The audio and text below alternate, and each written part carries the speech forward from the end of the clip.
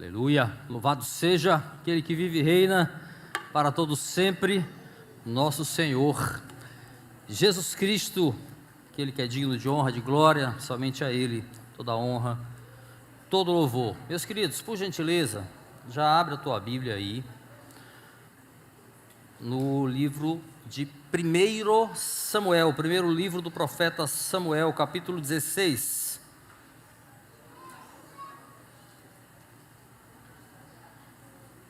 Enquanto você procura, dando as boas-vindas aos irmãos, também aqueles que nos visitam, que estão aqui na base pela primeira vez, muito obrigado pela presença, pela companhia.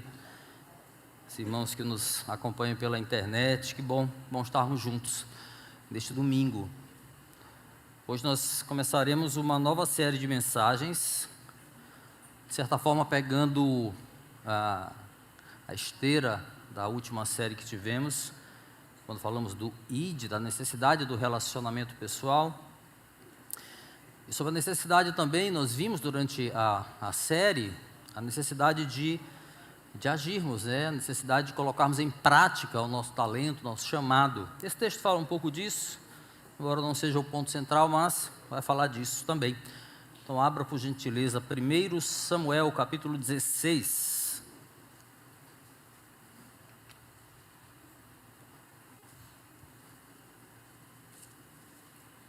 Eu vou ler como de costume aqui na Nova Versão Internacional. Você pode acompanhar na sua Bíblia ou, se preferir, aqui no telão, tá bom? A igreja está linda, vocês são lindos, glória a Deus. Vamos lá, assim diz a palavra do Senhor. Vamos ouvir com atenção, com referência do que nos diz o texto bíblico. Diz assim: o Senhor disse a Samuel: até quando você irá se entristecer por causa de Saul? Eu o rejeitei como rei de Israel. Encha um chifre com óleo e vá a Belém, eu o enviarei a Jessé. Escolhi um de seus filhos para ser rei. Samuel, porém, disse: como poderei ir? Saul saberá disto e me matará. O Senhor disse: leve um novilho com você e diga que foi sacrificar ao Senhor. Convide Jessé para o sacrifício e eu lhe mostrarei o que fazer. Você irá ungir para mim aquele que eu indicar. Samuel fez o que o Senhor disse. Quando chegou a Belém, as autoridades da cidade foram encontrar-se com ele tremendo e perguntaram: você vem em paz? Respondeu Samuel: sim, venho em paz. Vim sacrificar ao Senhor. Consagrem-se e venham ao sacrifício comigo. Então ele consagrou Jessé e os filhos dele e os convidou para o sacrifício. Quando chegaram, Samuel viu Eliabe e pensou: com certeza este aqui é o que Deus quer ungir. O Senhor, contudo, disse a Samuel: não considere a sua aparência, nem sua altura, pois eu o rejeitei. O Senhor não vê como homem.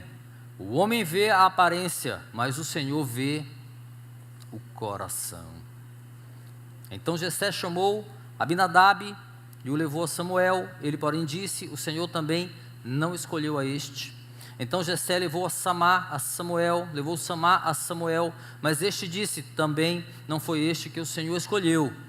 Jessé levou a Samuel 7 de seus filhos, mas Samuel lhe disse: o Senhor não escolheu nenhum destes.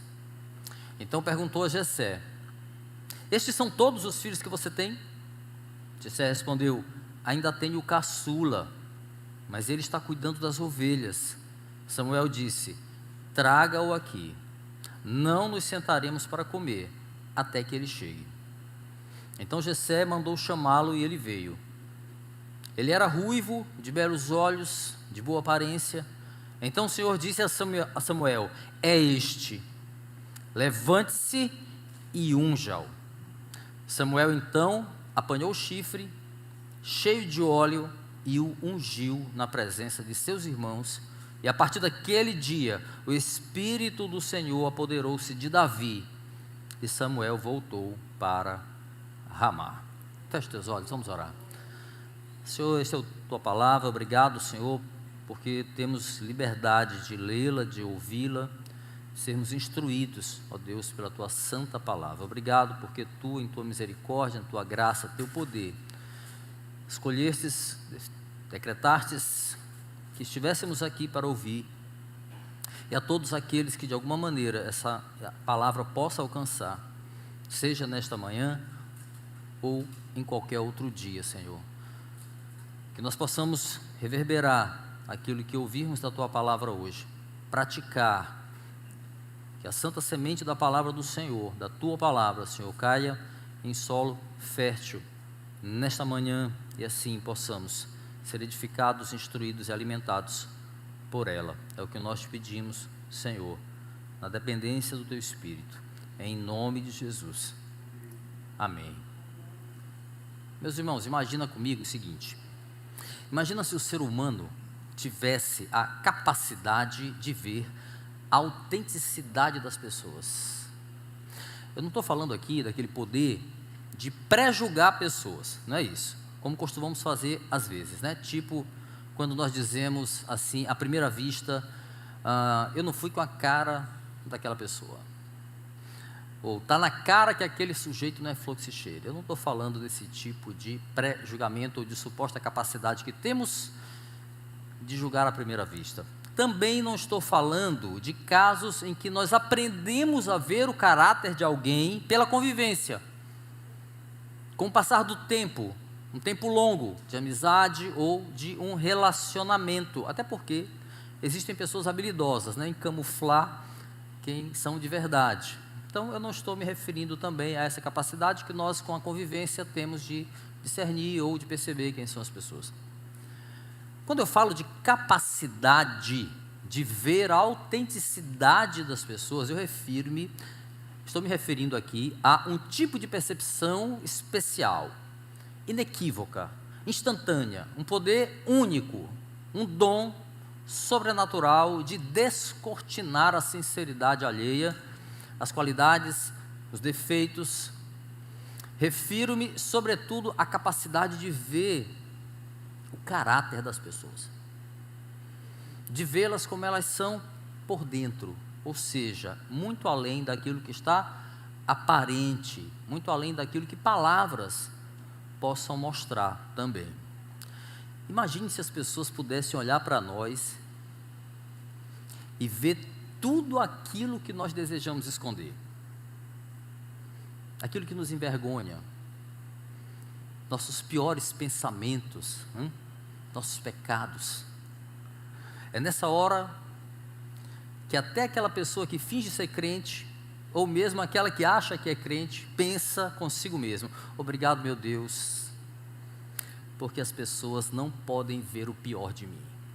Muito obrigado. Nosso texto de hoje, meus irmãos, abrindo aqui a nossa série intitulada Improváveis, mas que tem um subtítulo, né? Deus não vê como o homem vê.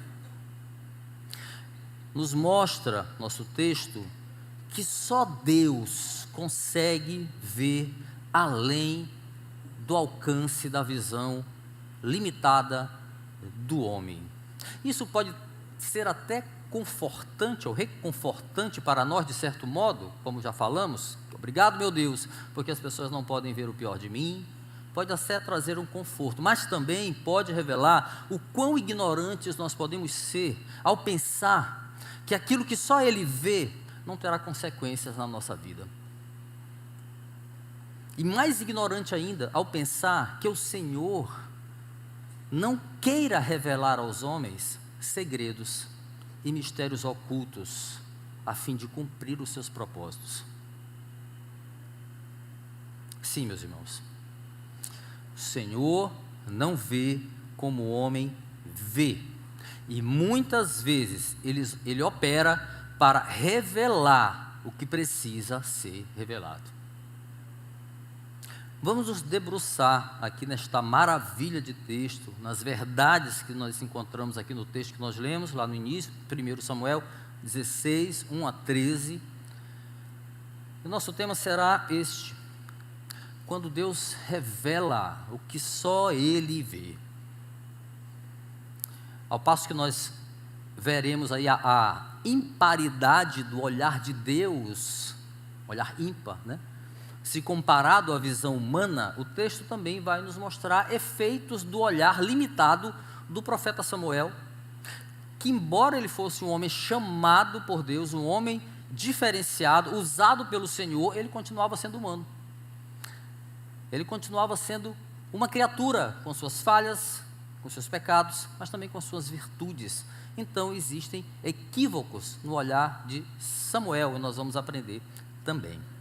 Percorrendo o texto, nós veremos aí 5 aspectos do agir de Deus, quando Ele decide revelar o que só Ele vê. Primeiramente, veremos que Deus transforma o lamento em missão, versículo 1.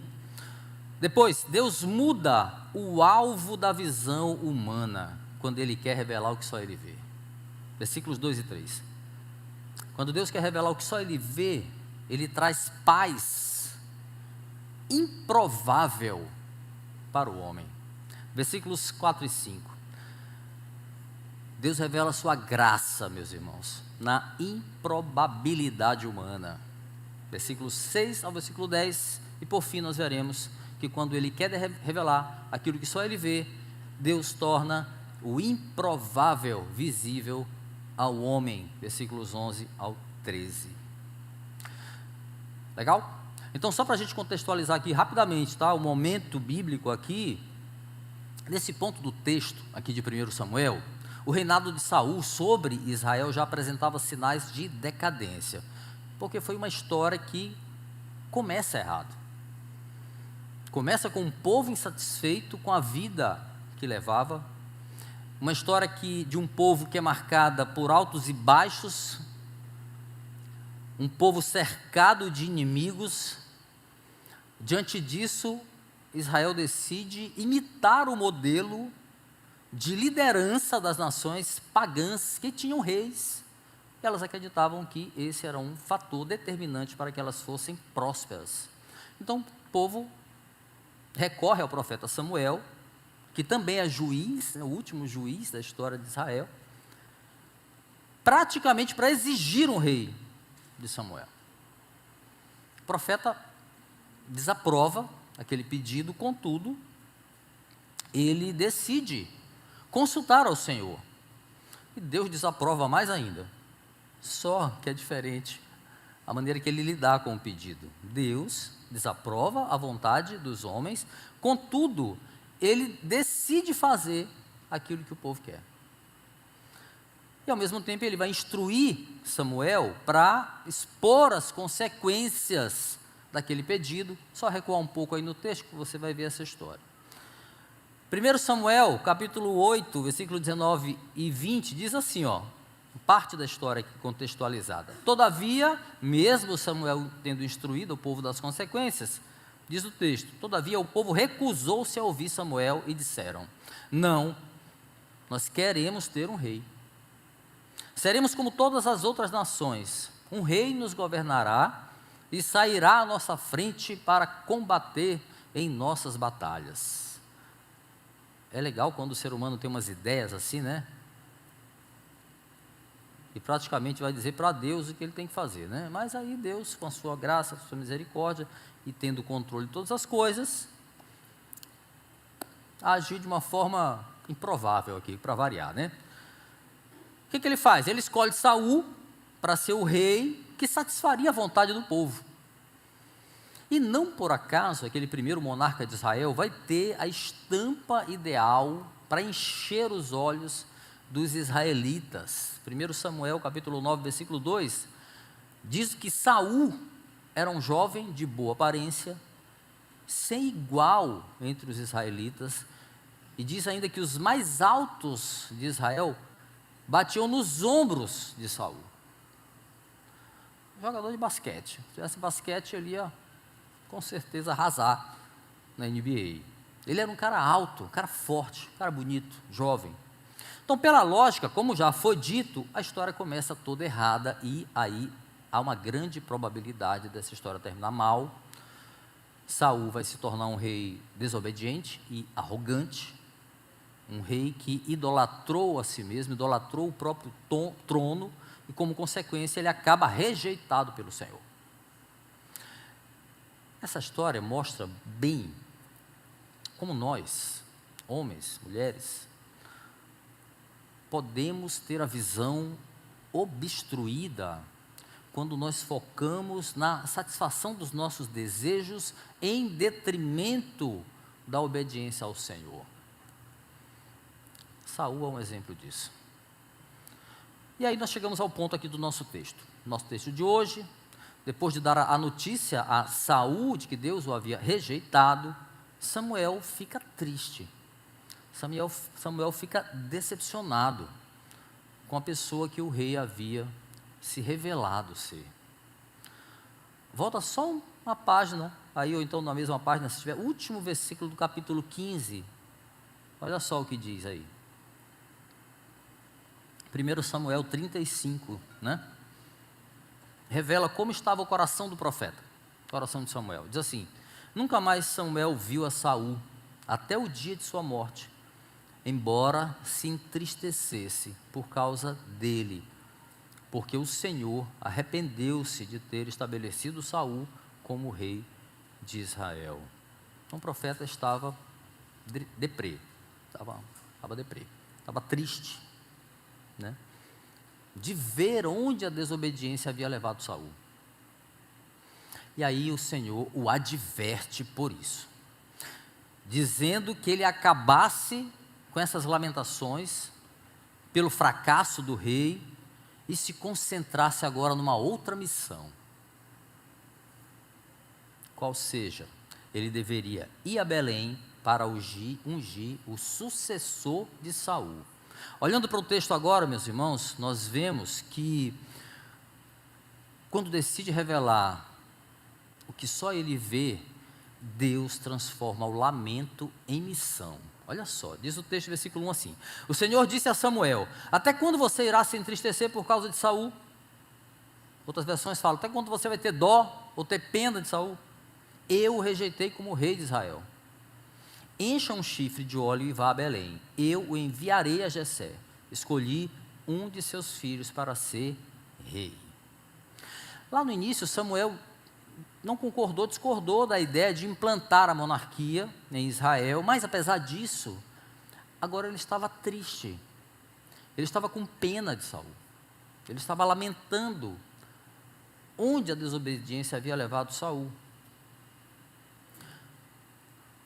Possivelmente, o profeta lamentava pelo que poderia ter sido o reinado de Saul se ele não tivesse sido desobediente. Desobediência que, talvez ao pensamento do profeta, havia interrompido o plano de Deus. Em outras palavras, Samuel estava agindo como se o fracasso do rei representasse a falha do próprio plano divino.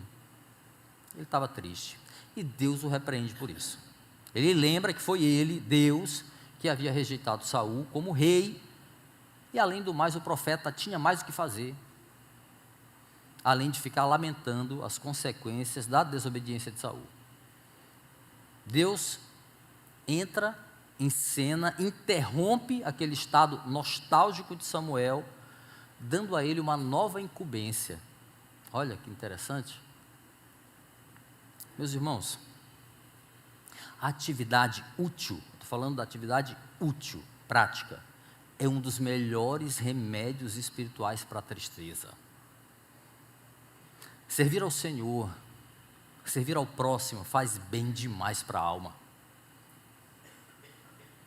Muitas vezes eu enfermo na alma, precisando de alguém para me ligar.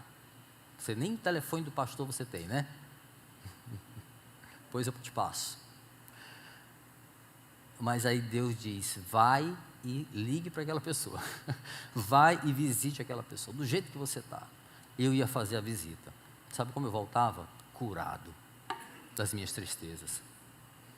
Então, atividade útil, né? Servir ao Senhor, servir ao próximo é bom demais para a alma. É um santo remédio contra a depressão. É um santo remédio contra a pressão. A depressão e a pressão. No caso, a pressão que o mundo exerce contra nós, cristãos, e que nos paralisa muitas vezes, contra essa pressão internalizada. Encha um chifre com óleo e vá a Belém. Eu enviarei a Jessé. Escolhi um dos meus filhos para ser rei, ordena o Senhor. Depois de ter sido usado por Deus para ungir o rei que o povo desejava, Samuel agora seria instrumento do conserto de algo que começou errado. Ele é enviado à casa de Jessé para ungir o rei que o Senhor escolheu. Que diferença. Mas aquela nova missão curou uma coisa, mas causou nele um outro sentimento. Um sentimento comum a homens que se apoiam na própria visão limitada. A missão despertou nele medo. Para revelar aquilo que só ele podia ver. O Senhor precisava mudar o foco de visão de Samuel. O texto vai nos mostrar que em sua providência, Deus muda o alvo da visão humana. Olha os versículos 2 e 3 que dizem: Samuel, porém, disse: como poderei ir? Saul saberá disso e me matará. O Senhor disse: leve um novilho com você e diga que foi sacrificar ao Senhor. Convide Jessé para o sacrifício e eu lhe mostrarei o que fazer. Você irá ungir para mim aquele que eu indicar. O pavor de Samuel, o medo que ele estava sentindo, fica muito claro aqui na resposta que ele dá a Deus depois que ele recebe a ordem. Ele diz: como que eu poderei ir? Saul vai saber disso, ele vai me matar. Do ponto de vista humano, Samuel tinha razão de estar com medo, sim. Saul era um assassino, e além do mais, naquela altura ele estava cego em si mesmo, ele só tinha olhos para si e o desejo obcecado de permanecer como rei, de permanecer rei. Então Samuel tinha razão de ter medo, sim. Mas olhando para o texto, veja que o Senhor, ele não responde àquele medo de Saul. O alvo da missão humana de Samuel, o alvo da missão era a fonte do pavor que ele sentia, porque o seu olhar, meus irmãos, não estava no Senhor, o seu olhar estava fixo em Saul. Aí Deus precisa redirecionar os olhos do profeta, e veja como ele não responde ao comentário de Samuel sobre Saul e sobre a sua possível ameaça. Ele diz: Saul vai me matar. Em vez disso, o que Deus diz? Leve um novilho com você e diga que foi sacrificar ao Senhor. Essa é a resposta que ele dá. Convide Jessé para o sacrifício e eu lhe mostrarei o que fazer. Você irá ungir para mim aquele que eu indicar.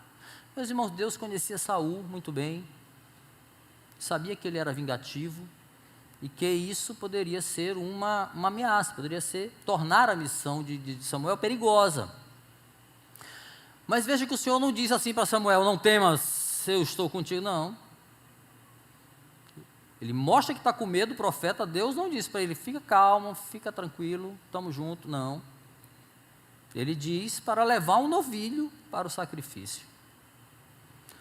Embora possa sugerir aqui que levar um animal para o sacrifício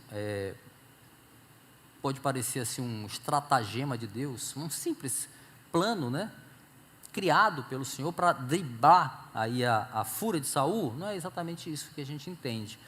O texto não é muito claro sobre essa questão desse sacrifício aí, mas estudiosos entendem que o sacrifício aqui, nesse contexto, pudesse significar uma espécie de preparo antes da unção, e parece que Jessé e seus filhos passam por esse ritual, o texto indica isso, a fim de se prepararem para aquilo que Deus ia revelar, aquilo que Deus ia dizer. O fato é que houve um fato intencional do Senhor, não vamos nos ater mesmo por que houve aquele sacrifício, mas não foi só um estratagema de Deus, não, havia um sentido, que o texto não deixa assim tão claro.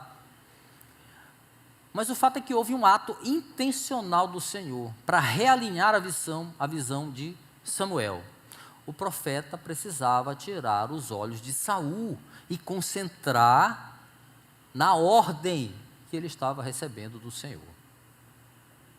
Em outras palavras, meus irmãos, Deus está dizendo assim, em vez de ter pena de Saul, em vez de se lamentar ou de ter medo, apenas faça o que eu estou dizendo para você fazer, obedeça-me.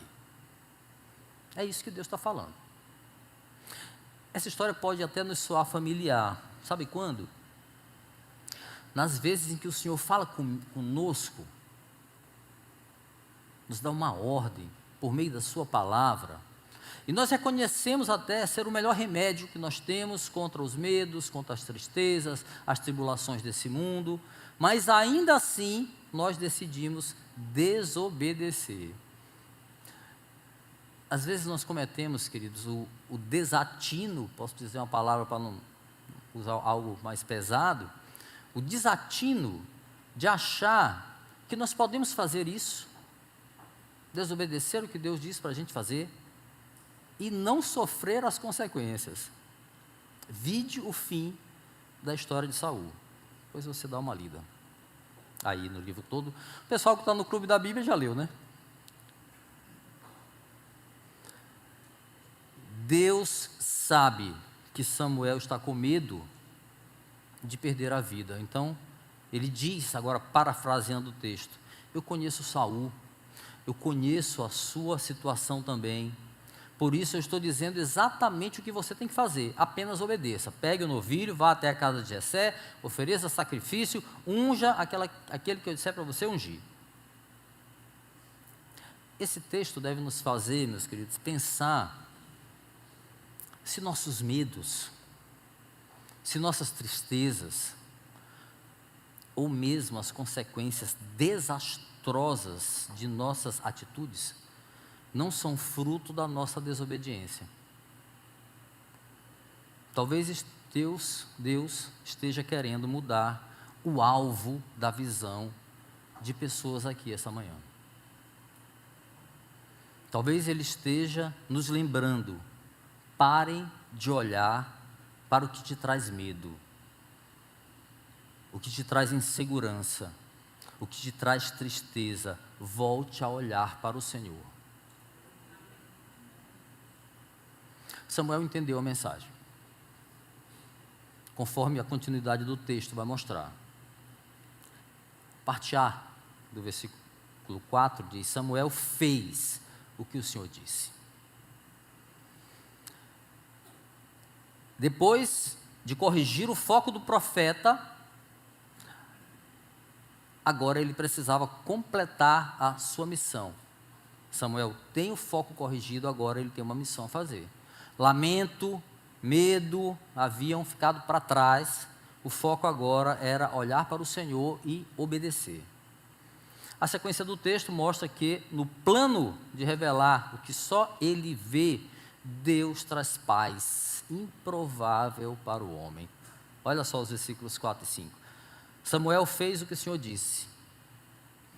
Quando chegou a Belém, as autoridades da cidade foram encontrar-se com ele, tremendo, e perguntaram: você vem em paz? Respondeu Samuel: sim, venho em paz. Vim sacrificar ao Senhor. Consagrem-me e venham ao sacrifício comigo. Então ele consagrou Jessé e os filhos dele e os convidou para o sacrifício. Um profeta, meus irmãos, na antiguidade representava a autoridade de Deus. Não é bem diferente de hoje, que pastor... Mas naquela época o profeta... Hoje o profeta de hoje é quem prega as escrituras, tá? Ele repassa, é literalmente a mesma coisa, né? Ele repassa a mensagem do Senhor para o povo, porém, não a mensagem que ia ser revelada, não, ele repassa a vontade que já foi revelada, ele repassa ao povo. Então, mesma coisa. O profeta na época representava a autoridade do Senhor no meio do povo, e Samuel tinha esse tipo de respeito lá. Ele era um juiz também, não era um líder qualquer que estava chegando a Belém ali, naquela hora.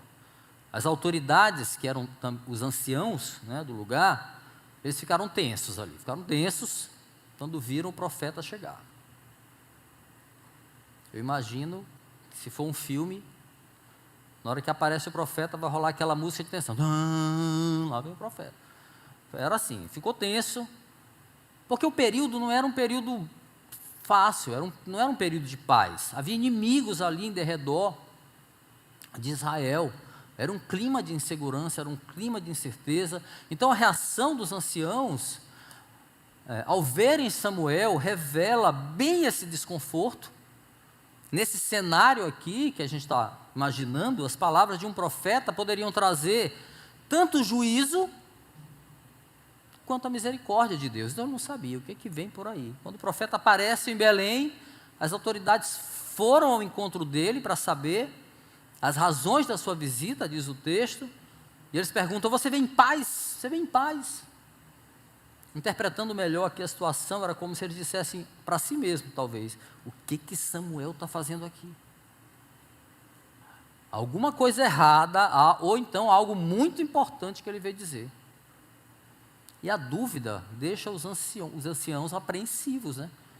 Temerosos, tremendo, como diz a palavra, né? Mas a resposta do profeta chega como alento. Ele diz: sim, eu venho em paz. Eu vim sacrificar ao Senhor. Consagrem-se ou santifiquem-se e venham ao sacrifício comigo. Então ele consagrou Jessé e os filhos dele e os convidou para o sacrifício. Jessé entrou aqui na história. O detalhe é que Jessé, meus irmãos, provavelmente não era um dos anciãos, uma das autoridades, visto que Saul, tá, mostrando aqui uma parte dessa história, num determinado momento, Saul vai se referir a Davi como o filho de Jessé, mas não num tom de moral, mas num tom de menosprezo, tentando ridicularizar aquele que seria o futuro rei de Israel. Aquele filho de Jessé não está aqui e tal, e rola uma treta lá, depois você dá uma olhada. Meus irmãos, é fácil, quando a gente olha para essa situação, lembrar como o rei dos reis fora tratado. O improvável filho de José, vindo da pequena Nazaré. Mateus capítulo 13, versículo 55, diz assim: não é este o filho do carpinteiro? Moradores de Nazaré falando isso. O nome de sua mãe não é Maria? Não são seus irmãos Tiago, José, Simão, Judas? Pergunta para aquelas gincanas, né? Quais são o nome dos irmãos de Jesus? Está bem aqui, ó, Mateus 13, 55, anota para você ver, tá? Tiago, José, Simão e Judas, não são eles? Questionaram aqueles moradores de Nazaré, cidade onde Jesus cresceu. Eles duvidaram, eles questionaram a autoridade de Jesus.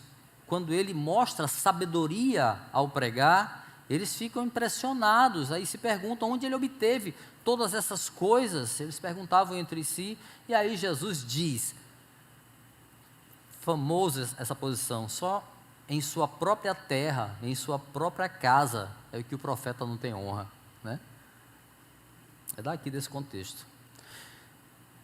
Outro caso, quando ele soube, por intermédio de Filipe, que o Messias havia chegado e era Jesus, o filho de José, vindo de Nazaré, Natanael, que não é o nosso, esse aqui sabe muito bem quem é Jesus, Natanael exclama assim, ó: Nazaré, que também não é a nossa Nazaré, porque a nossa Nazaré também respeito. Nazaré, pode vir alguma coisa boa de lá? Disse Filipe. Venha e veja. João capítulo 1, versículo 46. Meus irmãos, a paz de Deus, ela chega por meios improváveis. Havia paz nas palavras de Samuel quando ele chega a Belém. Sobretudo, havia paz na mensagem de Samuel, porque ele não estava em guerra com Deus. O texto diz: Samuel fez o que o Senhor disse. Diz mais: sim, eu venho em paz. Vim sacrificar ao Senhor. Veja que o que poderia parecer improvável para os anciãos Um profeta que vem com uma mensagem de paz em tempos difíceis, em tempos de segurança, de turbulência. Um homem simples como Jessé e sua família sendo convidada ali para participar de uma cerimônia de sacrifício com o profeta, com os anciãos. Veja que o que parece improvável não era improvável para Deus. A paz de Deus, meus irmãos, trazida pelo profeta, entendam, ela nasce da obediência. Samuel fez o que o Senhor disse. Parte A do capítulo 4. Agora escuta, mais improvável do que a paz gerada pela obediência a Deus é a total improbabilidade de obtermos essa paz na desobediência.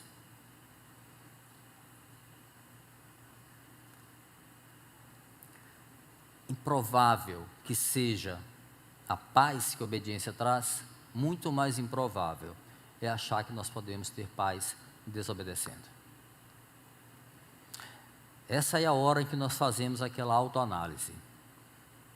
Estamos em paz com o Senhor? Se a resposta for não, talvez seja o momento de lembrar que Deus não vê como o homem vê. Quando Deus olha para nós, Ele vê um servo obediente em paz com Ele? Ou vê um coração atribulado, precisando de conserto, porque está em guerra com Ele? O que Ele vê quando nos vê? Muito bem, chegou a hora de Samuel cumprir a missão principal aqui. Ele deveria ungir o filho escolhido, filho de Jessé, escolhido do Senhor para suceder a Saul. Mas quem? Jessé tinha mais de um filho. A quem ele deveria ungir? Meus irmãos, quando decide revelar aquilo que só ele vê, Deus revela sua graça na improbabilidade humana. Vamos ler o texto rapidinho, de 6 a 10. Diz assim: Quando chegaram, Samuel viu Eliabe e pensou: com certeza este aqui é o que o Senhor quer ungir. O Senhor, contudo, disse a Samuel: não considere a sua aparência nem sua altura, pois eu o rejeitei. O Senhor não vê como o homem. O homem vê a aparência, mas o Senhor vê o coração. Então Jessé chamou Abinadab e o levou a Samuel. Ele, porém, disse: o Senhor também não escolheu a este. Então Jessé levou a Samá, a Samuel, mas este disse: também não foi este que o Senhor escolheu. Jessé levou a Samuel 7 de seus filhos. Mas Samuel lhe disse: o Senhor não escolheu nenhum desses. A essa altura, o profeta já estava se perguntando: e agora, Senhor? Como é que ele aqui já me apresentou os filhos, e agora? Ele era fiel, obediente à palavra do Senhor. Ele tinha que ungir o rei que Deus ia apontar para ele. Mas sabe aquela máxima que diz que as aparências enganam? Pois é, ela é perfeita para essa ocasião aqui. Mas com uma ressalva: aparências podem enganar o homem, mas não a Deus. Quando ele vê Eliabe, bonitão, né? Filho mais velho de Jessé, Samuel pensou na hora: esse é o cara, tem cara de rei. Só que ele foi prudente em não falar o que ele estava pensando, o que passou pela cabeça dele naquele momento. Olha, isso vale para nós, não devemos nos apressar em dizer o que nós estamos pensando, não com tanta pressa, porque o pensamento ele é muito rápido, rápido demais, e muitas vezes equivocado. Calma, pensa melhor antes de falar. Samuel pensou: esse é o cara. E Eliabe deveria ter o porte de alguém que eu e você possivelmente escolheríamos para ser rei. A gente é bom de escolha, né? Tanto que escolhemos Barrabás em vez de Jesus. Estou nos incluindo porque o povo somos nós. Então a gente tinha escolhido Eliabe na hora. Que Eliabe levantasse, a gente ia dizer: salve o rei, né? A gente se apressa. Mas olha, o problema é que Samuel não viu o coração de Eliabe. Ele viu só a aparência. Mais adiante no texto, em 1 Samuel capítulo 17, vai mostrar bem quem era Eliabe. Ele desprezava o irmão caçula, ele tinha um espírito negativo, crítico. Samuel, contudo, ficou admirado com a aparência dele, porque ele não podia ver o que só Deus vê. O mesmo acontece com os demais filhos de Jessé. Em meio àquele desfile de aparências, né? Fashion Week, Jessé Fashion Week, de aparências apresentado por profeta, Deus revela o seu princípio de escolha. Ele olha para o coração, não para o exterior do homem. Versículo 7, né? Eis um poder instantâneo que só o Senhor tem. Nós, réis pecadores, ao contrário, temos aquele péssimo hábito de julgar à primeira vista, né? A aparência, às vezes, parece contar mais do que o caráter. Mas a escolha do ungido do Senhor, meus irmãos, é fruto não de uma peça pré-moldada e apresentada para os homens. A escolha do ungido do Senhor, e há um princípio aqui que ele deixa claro, é fruto do seu amor, não da aparência daquele a quem ele vai escolher. Não é fruto de uma aparência. O princípio da escolha divina é parte do mistério da graça, da boa e graciosa vontade de Deus. Deus revela a sua graça, meus irmãos, na improbabilidade do homem de ver além do que ele pode ver. O que está oculto, o que está lá no secreto do nosso coração, Deus sonda. Não é por menos que Davi escreve no Salmo 139, né? Senhor, tu me sondas, tu me conheces. Sabes quando eu me sento, quando eu me levanto, de longe percebes os meus pensamentos. Não é por menos que Davi escreve assim. Ele tinha vivido isso, né? Esse texto lança a luz, meus queridos, para efeito de aplicação, sobre dois equívocos comuns no homem limitado na visão. Primeiro, julgar pessoas pela aparência. Está claro, né? Nós somos apressados em avaliar à primeira vista, somente pelo que nós vemos. Esquecemos que é no coração que habita a verdade que o Senhor procura. É no coração que habita a verdade que o Senhor procura. João capítulo 4, versículo 23 diz que ele procura adoradores verdadeiros, que o adorem em espírito e em verdade. O Espírito Santo não habita no exterior do homem, ele habita dentro. Segundo equívoco, esquecer que o Senhor é aquele que nos sonda.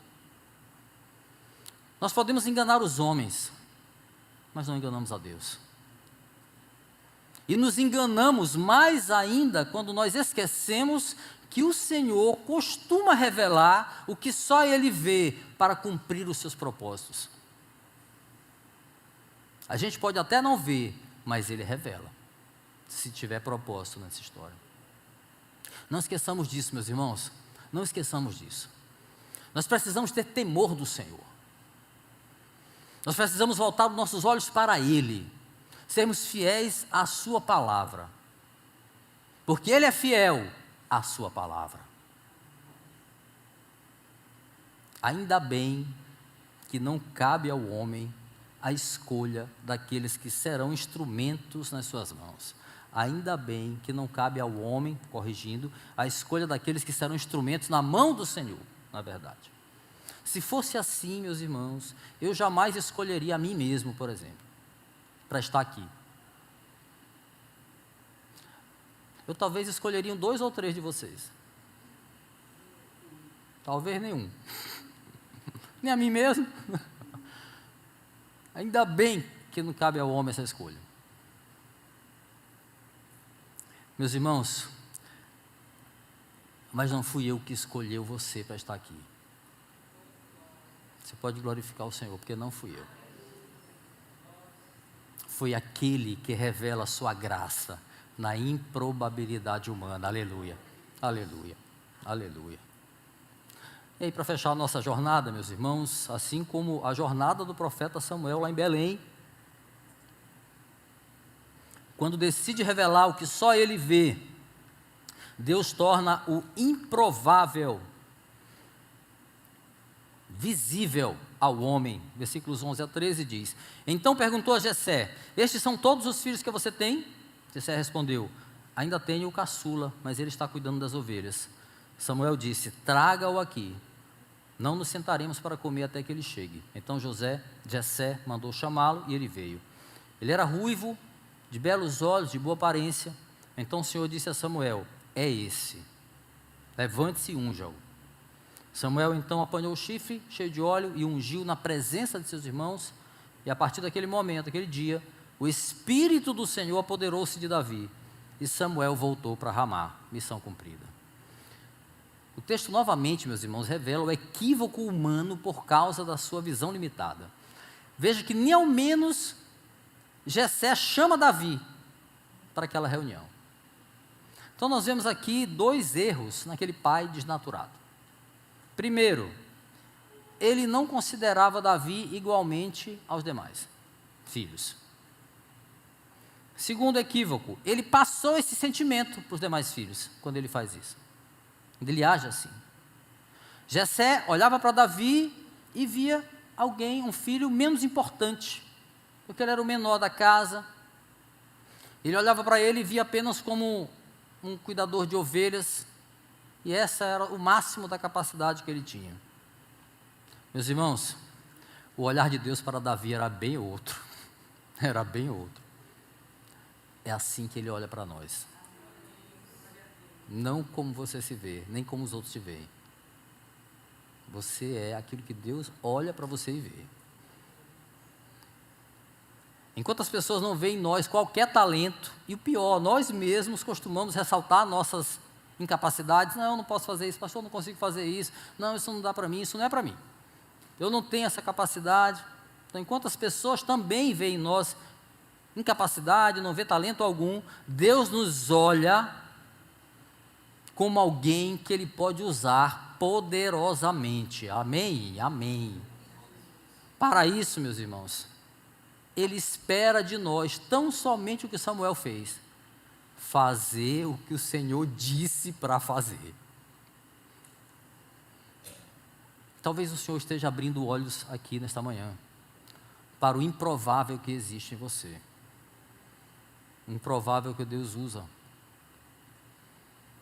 Naquela hora ali, olhando para o texto agora,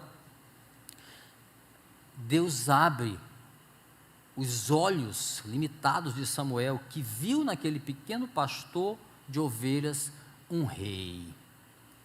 Sim, meus irmãos, Davi é descrito como um adolescente, não necessariamente diz aqui, claro, mas a gente sabe que ele era um adolescente, mas ele era de boa aparência, mas ele tinha um porte singelo, era mirrado, para usar um termo dos dias de hoje, mirradinho, franzino, bem diferente de um rei aos padrões humanos.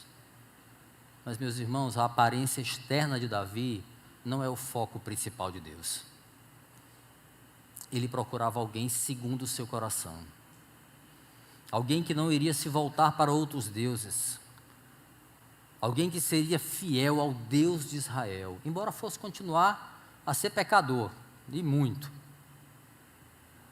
Veja bem, não era a falta da capacidade de pecar que diferenciava Davi dos seus irmãos, era a capacidade de quebrantar o coração diante de Deus. Isso fazia diferença. E tudo aquilo que só Deus podia ver, meus irmãos, seria potencializado de uma maneira singular no momento em que Davi fosse ungido por Samuel. O versículo 13 diz: Samuel então apanhou o chifre cheio de óleo e o ungiu na presença de seus irmãos. Agora o mais importante, a partir daquele dia, o Espírito do Senhor apoderou-se de Davi. Aleluia. Meus irmãos, entre os israelitas, a unção era um sinal de que Deus havia escolhido aquela pessoa. Veja que a unção é de pessoa. Não me chame para ungir teu carro, tua casa, não, pelo amor de Deus. E nem gente também, porque hoje em dia há uma substituição muito clara, que hoje é a imposição das mãos. Depois a gente discute esse texto lá do Novo Testamento. Mas era muito claro naquela época que a unção com óleo era um sinal que Deus havia escolhido aquela pessoa, e com frequência aquele tipo de ação que caracterizava, né, o ungido do Senhor, né, estava associada à capacitação que vem da parte do Espírito. O Espírito do Senhor se apoderou de Davi, diz o texto. Para quê? Para capacitá-lo para a grande tarefa que ele teria pela frente. E foi árdua. Cerca de 15 anos depois só que Davi assumiu o trono de Israel. O Espírito capacita sobre diversos aspectos, inclusive da paciência, coisa que a gente não tem. E o que Davi faz depois disso? Já parou para pensar? O que você faria se o profeta chegasse e disse: eis que você vai ser o rei? Hein? O profeta acabara de dizer isso para ele vai ser o próximo rei de Israel, na frente dos irmãos que humilhavam ele às vezes, do pai, dos anciãos. Provavelmente, no texto não deixa claro se depois ele fez um momento ali recolhido. O texto não diz que ele se vangloriou disso, não diz que ele mudou a identidade de pastor de ovelhas para ungido de Israel, o rei ungido. Não, ele continuou sendo quem ele era. Meus irmãos, o improvável de Deus, escuta, se revela na humildade dos eleitos. O que nós almejamos como crentes tem muito a ver com o nosso coração, onde só Deus sonda. O texto mostra claramente aqui, meus irmãos, até esse ponto, que obediência e humildade revelam características que o Senhor vê naqueles que serão usados por Ele. Aleluia, que texto lindo. Eu quero caminhar para concluir, meus irmãos, a nossa reflexão aqui, pontuando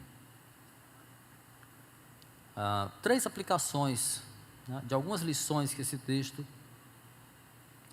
nos trouxe hoje.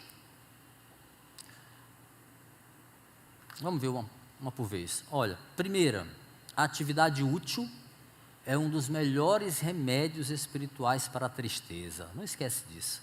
Servir ao Senhor, servir ao próximo, faz bem para a nossa alma.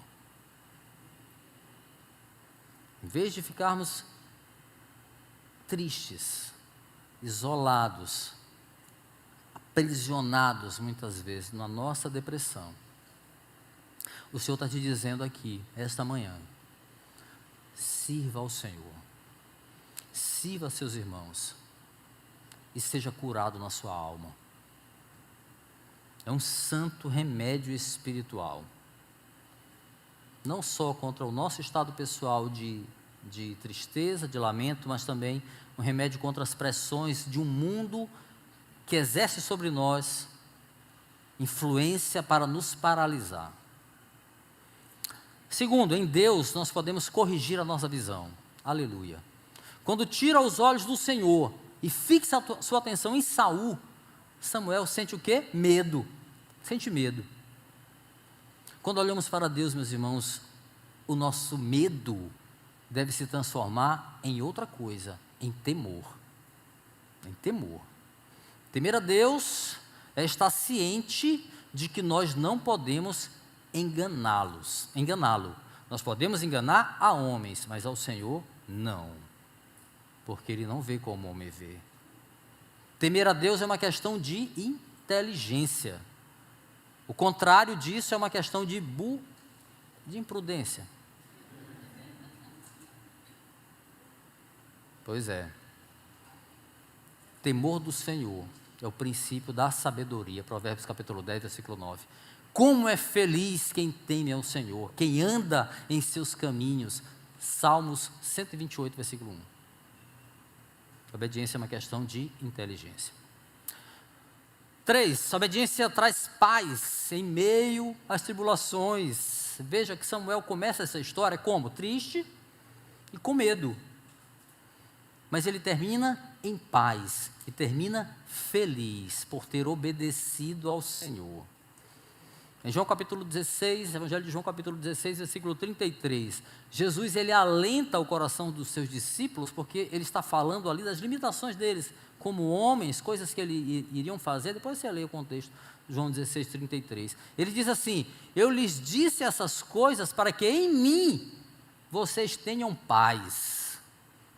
Aí vem a parte mais famosa do versículo, né? Nesse mundo vocês terão aflições, contudo, tenham ânimo. Eu venci o mundo. Eu prefiro a parte primeira. Eu digo essas coisas para vocês, para que em mim vocês tenham paz. Cristo em nós, meus irmãos, é a maior certeza de que nós podemos ter a paz que se revela no improvável de Deus. Jesus nos disse o que fazer. Façamos e teremos paz. É simples assim. Por fim, meus irmãos, na improbabilidade humana, nós podemos experimentar a graça de Deus. Meus irmãos, olha só, para pensar no texto. Deus, ele abriu os olhos de Samuel para ver o que para ele era impossível. Ele vê naquele adolescente, pastor de ovelhas, ele consegue, depois de ter os olhos abertos, ele vê em Davi um rei, pela graça, meus irmãos. Deus abre nossos olhos para ver um rei em Jesus. Sem a ação do Senhor em nós somos incapazes de ver o Rei dos Reis como Ele é, o Senhor dos Senhores. Se hoje nós temos um Senhor em nossa vida, é porque Deus fez o improvável em nós. Se você teve os olhos abertos hoje, estava faltando alguma coisa para isso, faça como Samuel. Ele fez o que o Senhor disse para ele fazer. Faça. Que Deus nos abençoe, meus irmãos. E continue abrindo nossos olhos para ver aquilo que está além do óbvio, aquilo que está além da aparência, porque o nosso Senhor deseja revelar para nós aquilo que só Ele vê. Amém? Vamos ficar de pé, vamos orar. Senhor, Tu és bom, Te louvamos, Te agradecemos pela Tua palavra que nos exorta. A palavra que começa uma história de tristeza, de lamento, de medo, e termina na paz. A paz que veio da obediência. O Senhor nos ensina, nos incomoda a sermos obedientes, a fazermos aquilo que Tu nos disse para fazer, para não nos enganarmos, Senhor, acerca da Tua maneira de nos ver. Que o questionamento sobre a maneira que Tu nos vê seja de fato algo que nos motive a ser crentes de verdade, crentes sinceros, crentes que não vivem de aparências, mas crentes que transparecem aquilo que é por dentro, porque o que está dentro é o Senhor, é o Espírito. E é isso que nós precisamos, Senhor. Transparecer Jesus em nossas vidas. Nos ajuda, Senhor. Nos ajuda. Como diz João, que diminua e Ele cresça. Que o Senhor cresça em nós. Que nossos olhos estejam abertos e fixos no Senhor, e não nas dificuldades, na tristeza e nos medos. Que em Ti, com olhos fixos em Ti, a nossa alma possa ser curada. É o que nós Te pedimos nesta manhã. No nome santo de Jesus. Amém. Amém, meus irmãos.